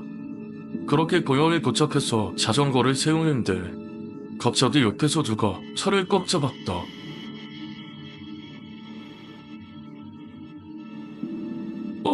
뭐야? 깜짝 놀라 돌아보니 토모야의 할아버지였다. 무서운 표정으로 뭐라고 하려는 것 같은데 역시나 알아들을 수 없었다. 그동안도 할아버지는 정말 드물게도 자신을 인지하는 사람을 봐서인지 몇 번이고 말을 걸어오려 했지만 당시에 나는 그저 보일 뿐 할아버지의 목소리를 들었던 적은 없었다. 네? 네? 근데 그 순간 토모빠 할아버지의 말을 끊기듯 어렴풋이 들려왔다. 토모야에게 무슨 일이 생겼나? 그렇게 생각한 나는 공원으로 달려가서 토모야를 찾아보았다. 토모야! 어디 있어? 토모야! 덤불 근처에 토모야가 배를 움켜쥐고 쓰러져 있었다. 새파랗게 질린 얼굴이었고 괴로운 듯 신음하고 있었다. 토모야! 돌아가 보니 옅은 잿빛 아지랑이 같은 게 있었고 할아버지는 그 아지랑이를 필사적으로 내쫓고 있었다. 나는 구멍을 가로질러 도로변까지 나가서 저기요! 저 좀 도와주세요! 죽은 자 좀 들어주세요! 하고 힘껏 여러 번 소리쳤다. 하지만 그날따라 도로엔 사람은커녕 차도 지나다니지 않았고 결국 토모야의 집까지 달려가서 문을 힘껏 두들겼다. 부시마! 토모야가 싸워요! 도로에 쓰러져 있어! 토모야네 집은 부모님이 이혼해서 엄마와 둘이서만 산다고 들었다. 그리고 이혼한 후 엄마는 자리에 누워 지내는 일이 많아지고 밖엔 잘 안 나간다고 했다. 그리고 언젠가에 토모야가 말하길 우리 엄마는 날 보면 슬퍼하는 것 같아서 공원에서 노는 게 다. 토모야는 그렇게 말하는 없었지만 나는 대신 그 아줌마에게 심통이 났다. 내가 공원에 가면 항상 혼자 놀고 있던 토모야. 아픈 다리 탓에 동네 아이들은 토모야를 따돌리는 것 같았다. 하나뿐인 아들을 보려고 하지도 않고 단 한 번도 부서지지도 않는 그의 엄마. 지금에서야 아줌마가 우울병에 걸렸나 라고 심각하긴 하지만 당시의 어린 내가 그런 걸 알 리가 없었다. 아줌마! 나와요! 아줌마! 문을 두드리자 아줌마는 안에서 창백한 표정으로 나왔다. 토모야가 어쨌다고?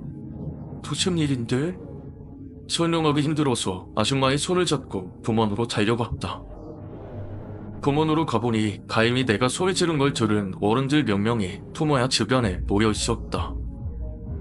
일단 저벽 잡혀놓았어. 마야, 왜 그러니? 내 말 들리니? 근처에 이 사람 저 사람이 돌아다녀 나를 걸고 있었다. 토모야 주변에 아지랑이 같은 건 아까보다 더 짙은 색을 띄었는데 이제 보니 거의 검은색에 가까워졌다. 할아버지는 그 아지랑이를 휘젓기도 하고 둘이 마시기도 했지만 아지랑이는 흩어지는가 싶다가도 다시 토모야를 감쌌다. 나는 이대로 토모야가 죽는 건 아닌가 생각하니 무서워서 울기만 했다. 곧이어 구급차가 와서 아줌마와 토모야를 싣고 간 후에도 그 아지랑이가 토모야를 집어삼킬 것만 같아서 계속해서 울었다.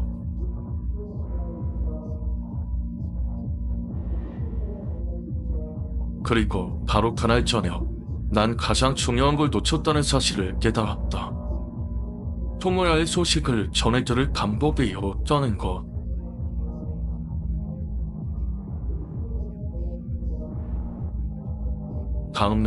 그 다음 날도 부모님과 토모야의 집을 찾아봤지만 내가 어딜 찾아봐든 턴이 비어있을 뿐이었다. 그렇게 며칠 후 내가 혼자 공원에 있는데 처음 보는 아저씨가 오더니 토모야는 다행히 살았다고 말해줬다. 난 그가 누군가 싶었으나 그때 구급차를 불러줬던 사람이라고 본인이 말했던 걸로 기억한다. 알고 보니 토모야는 맹장염에 심해져서 복막염이 일어났다고 했다. 난 그 병원이 어딘지 알려달라고 해서 엄마와 같이 병문안을 가기로 했다. 이상하네.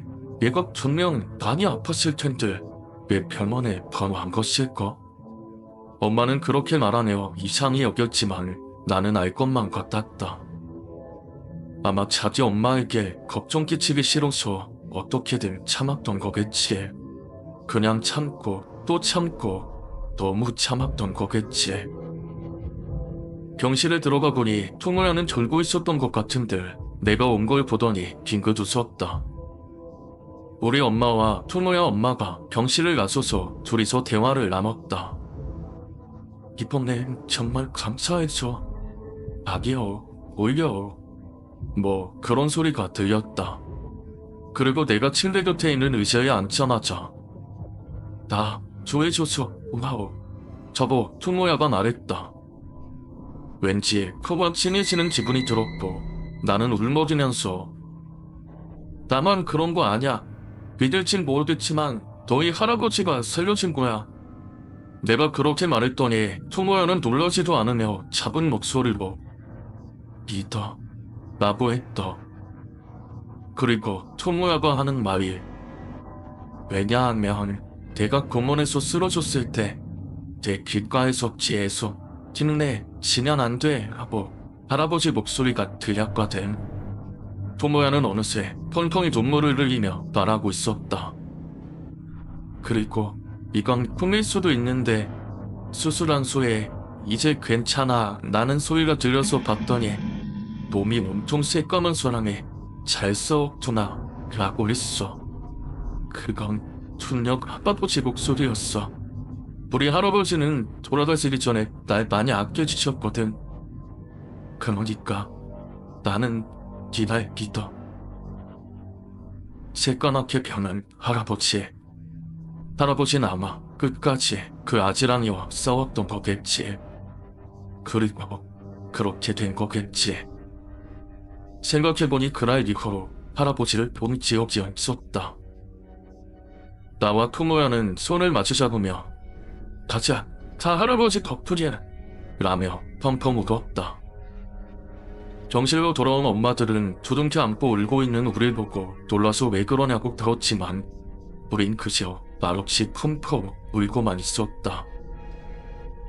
토모야가 태어난 후에도 우린 여전히 사이좋게 놀았다. 그리고 실은 지금도 사이좋게 잘 지내고 있다.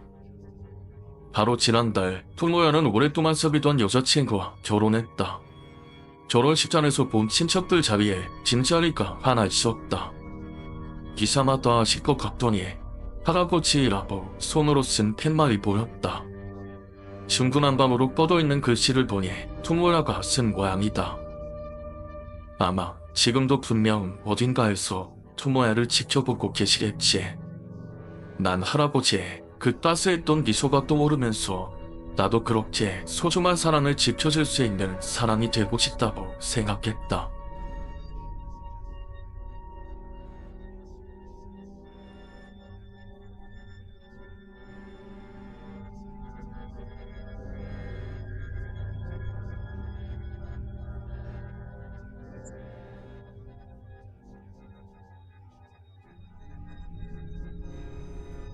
이 일이 일어났을 당시에 저는 중3이었습니다. 지극히 평범한 중학생이었죠.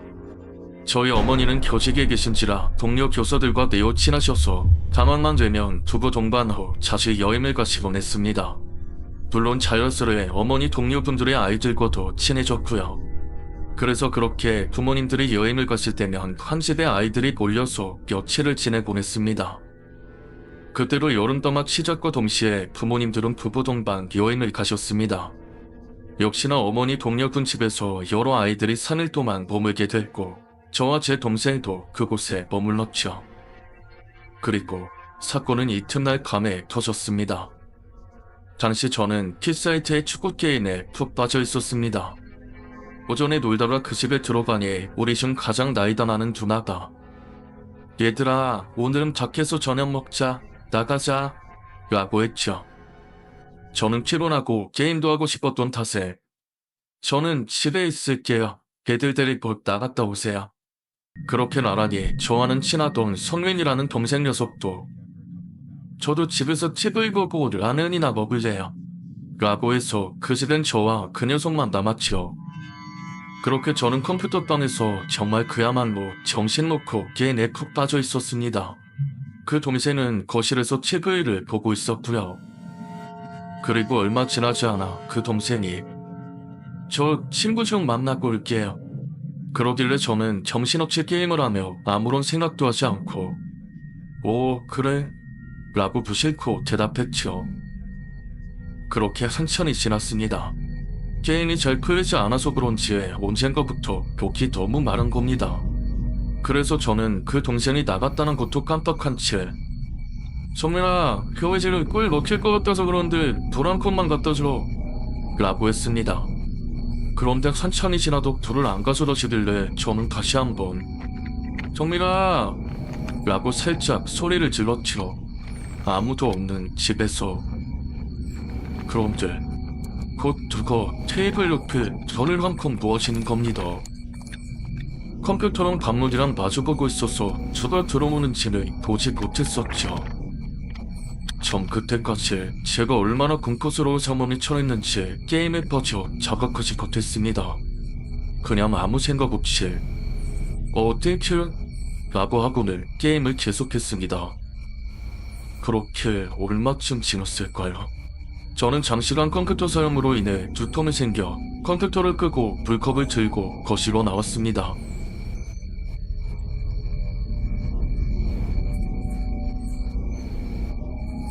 밥 먹을... 맞다. 아까 다들 밥 먹고 놀던 됐지. 근데 성민이는 어디 간 거라?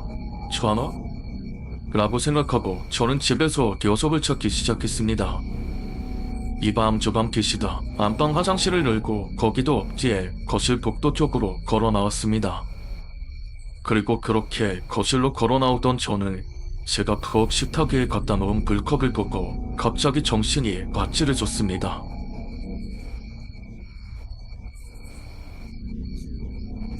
순간 머릿속에서 형, 저 친구 좀 만나고 올게요 라는 말이 비친 듯이 울리기 시작했습니다.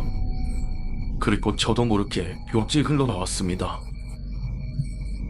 씨발, 경서.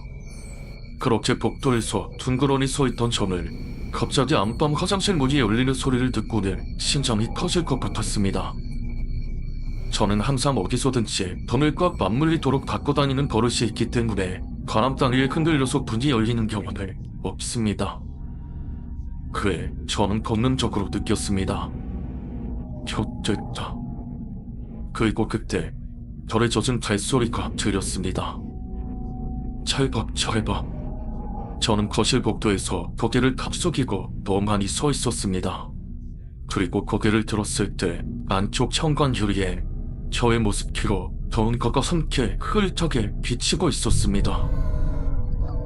전 정말로 귀신도 믿지 않고 두서움도 없는 잠찬 성격입니다. 지금도 그리죠. 그때는 정말 당시 제 키가 170을 조금 넘는 채였는데 제 귀로 비치는 그 형체는 언뜻 보기에도 정키 2m는 돼 보였습니다. 분명히 사람의 형상인데 뚜렷하게는 안 보이고 사지를 축 늘어뜨리고 서 있는 검붉은 형체. 저는 언젠가부터 넋을 놓고 이게 지금 현실인 건지 게임을 사도해서 정신이 잠깐 나간 건지 갈 길을 잡지 못했습니다. 그리고 뒤를 돌아보는 했지만 저의 용기가 안 났습니다. 지금 생각해보면 찰나의 시간인 것 같지만 잠시 제 기분으로는 삼참을 그렇게 숙이고 서 있었습니다. 그리고 다시 고개를 들었을 때도 그것은 이것이 결코 꿈이 아니다 라는 듯이 분명히 제 귀에 서 있었습니다. 도망쳐야 한다. 저는 늘 달리기 하나는 자신 있었습니다. 그래서 저는 속으로 셋만 세고 뛰자 그렇게 생각하고 그 짧은 시간에 머릿속으로 뛰어서 문 열고 도망치는 걸 수도 없이 연습했습니다. 그렇게 마음을 다잡고 하나, 둘, 셋. 하지만 저는 걸음을 떼는 순간 심장이 멎는 줄 알았습니다. 셋을 세고 뜀박질을 시작한 것 동시에 길에서 도다다다다다다 하고 너무도 납직하고 요란한 발소리가 쫓아오는 겁니다. 저는 누군가의 발걸음소리가 그렇게 무서운지 처음 알았습니다. 하지만 자임이 제가 더 달랐습니다. 저는 엄청난 속도로 현관을 박차고 계단을 뛰어내렸습니다. 손으로 난간을 잡고 저희 단층씩 여러 칸을 한 번에 뛰었습니다. 하지만 그럼에도 발소리를 멀어지지 않았습니다. 저는 이러다 정말 미칠 것 같아서 저거라도 나와줬으면 하는 생각으로 살려달라고 있는 대로 소리 지르며 죽어라고 달렸습니다. 그렇게 정신없이 뛰어내리기만을 한참. 어느 순간 선글라스를 한참 쓰고 있다가 더 쓴 느낌? 한참 보이지 않던 눈이 갑자기 뜨인 것처럼 정신이 밝아졌습니다. 그리고 제가 정신을 차렸을 때 발소리는 들리지 않았습니다. 근데 발가락이 약간 아른 느낌에 부실컷 시선이 잘로 갔는데 데려오다 계단톱에 찍혀 발톱이 뒤집어졌는지 상당한 피가 흐르고 있었습니다. 그렇게 아파트 벤치에서 냉단으로 한참을 애들이 오기만 기다렸습니다.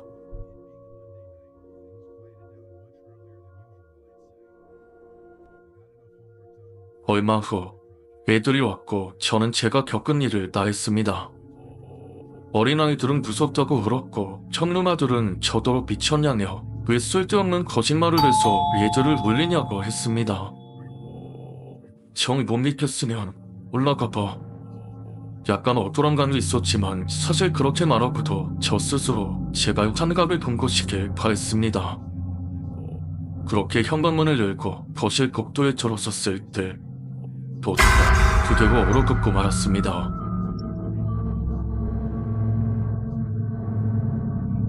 도태도 290mm는 되어 보이는 깨끗정물이 흥건한 발자국, 심지어 걸음의 턱이 아무리 적어도 1.5m 이상. 저건 결코 평범한 사람의 것으로 보이진 않았습니다. 다들 지게처럼 목을 돌려 제 발을 살폈지만 저는 남자치고 발 사이즈가 작은 편이었고 고작 245mm밖에 되지 않았습니다. 동생들은 귀가 아플 정도로 울어댔고 나머지 모두가 발을 잃었습니다. 심지어 저희 집 아들 형제는 역시 나간 표정이었죠. 그리고 그때까지도 자리에 없던 성린이에게 전화를 걸어보니 성린이는 역시 제게 말하고 나간 뒤로 지긋저러 온 적이 없었다고 합니다. 저와 동생은 다음날 간호추적집으로 옮겨봤고 그 집 형제는 부모님이 돌아오시고 그 얘기를 말씀드렸답니다. 그 집 부모님은 처음엔 믿지 않았지만 10명이 넘는 아이들이 똑같은 말을 해대니 나중엔 어디서 무슨 이야기를 들으셨는지 이사를 갔다고 합니다. 이 이야기를 가시하는 지금도 그때 생각에 끊임없이 답살이 돋습니다. 다시 한번 말씀드리지만 저는 귀신이나 귀신을 전혀 믿지 않습니다. 사실 그 일을 겪었음에도 저는 귀신이라기보단 괴물이나 그 생명체를 본 느낌이 더 강하게 들기 때문에 아직도 그게 대체 뭐였던 건지 의문일 따름입니다. 하지만 이건 분명히 제가 겪은 실화이고 대구 수성구 만천동에 있는 어느 아파트에서 겪었던 일입니다.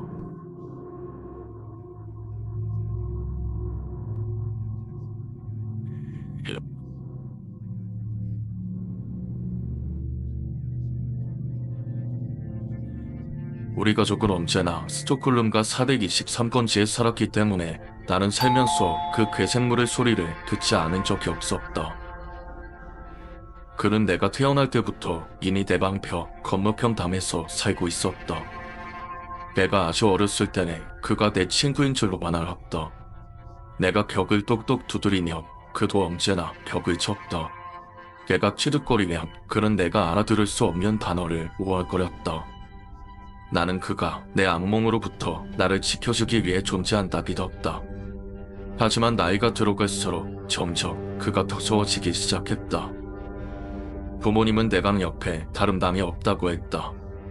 시간이 지나자 나는 그가 더는 내 친구가 아니라는 사실을 깨달았다. 그가 내는 긁는 소리, 신음과 산발적으로 두드려대는 소리에 겁먹기 시작할 때쯤이었다고 봤다. 내가 8살이 되었을 모양.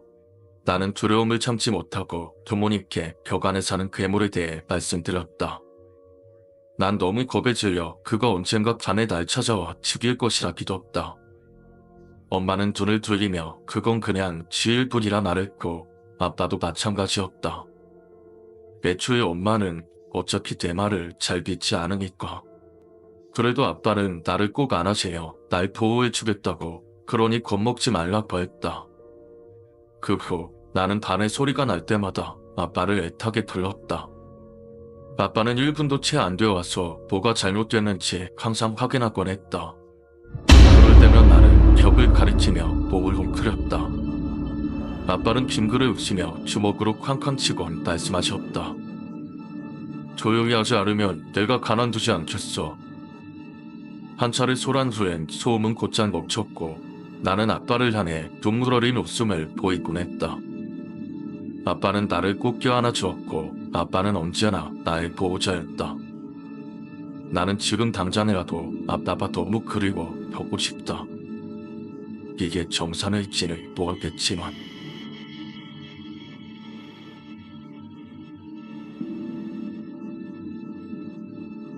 아무튼 머리가 더 붉어져 10대로 접어들자 나는 친구들을 집으로 초대해 함께 자곤 했다. 친구들은 처음에 내 이야기를 믿지 않았지만 내 방에서 서럽담을 꺼내며 두부등기기 시작했다. 우리는 자신을 스톡홀름 거리의 귀신잡이라 부르며 그 존재를 내쫓기 위해 어설픈 교렴해나 미자고들을 사용했다.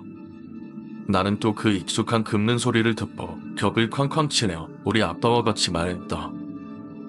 조용히 하지 않으면 혼날 줄 알아요. 너는 이미 죽은 놈이지만 우리들은 산 사람이고 이제 좀 자려고 하거든? 그러니 닥쳐. 하지만 아빠가 벽을 쳤을 때와 다르게 갑자기 벽 건너편에서 대답이라도 하듯 엄청나게 분노한 듯한 울림이 들렸다.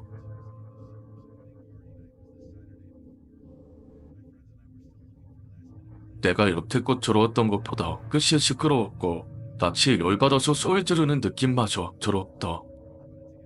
우리는 하나같이 비명을 지르며 옷장 안으로 숨어들어 아빠를 찾았다.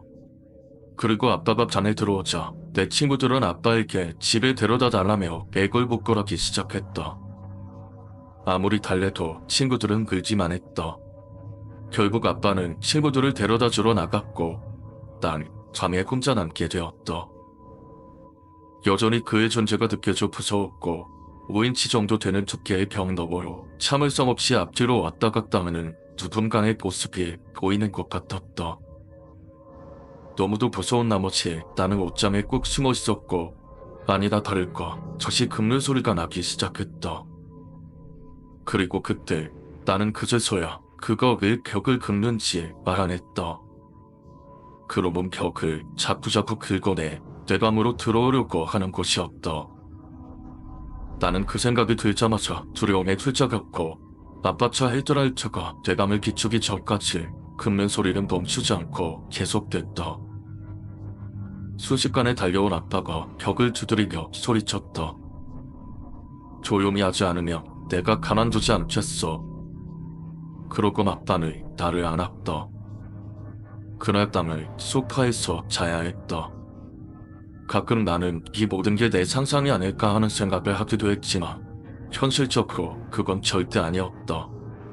그 속삭이는 소리, 두드림과 긁는 소리까지 나는 그 소리를 평생 들어왔다. 그건 그냥 진짜였다. 하지만 아빠는 그냥 내 잠단에 맞췄던 것 같다. 아니, 어쩌면 내가 아빠를 이해하지 못한 것일 수도. 시간은 쉼없이 흘러갔고 내가 16살 때의 어느 날 밤 나는 귀를 찢는 비명에 깜짝 놀라 잠에서 깨어났다. 비명은 무시무시하게 크고 높았고 마치 귀를 꿰뚫는 듯한 느낌이었다.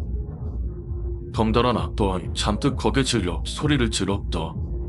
그러자 그 비명이 한순간 뚝 끊겼고 아빠가 내 방으로 달려들어왔다. 이거는 아빠도 들었지. 얘야. 아빠가 내 침대 끄트머리에 앉아 두수세한 머리와 한밤중 깨어난 충혈된 눈으로 나를 보았다. 물론 나도 들었지. 근데 그건 그냥 부엉이야. 이웃집 근처에 날아다니는 걸 몇 번 봤거든. 아니 아빠, 저걸 부엉이 같은 게 아니라고. 아니, 그럼 나랑 같이 저 벽에 귀를 대고 있어줘. 그럼 두면 뭔지 알게 될 거야. 린지, 제발 아빠. 아빠는 한숨을 푹 쉬더니 고개를 끄덕였다. 우리는 같이 침대에 앉아 한동안 귀를 기울였다. 아빠도 진실을 알고 내 말을 믿어주기만을 바랐다. 이대로라면 우리 가족은 분명 저 악마에게 당하고 말 거니까. 하지만 그런 내 생각을 비웃기라도 하든 벽에서 더는 아무 소리도 들리지 않았다. 그리고 이상하게도 그 이후로 꽤 긴 시간 동안 아무 소리도 듣지 못했다.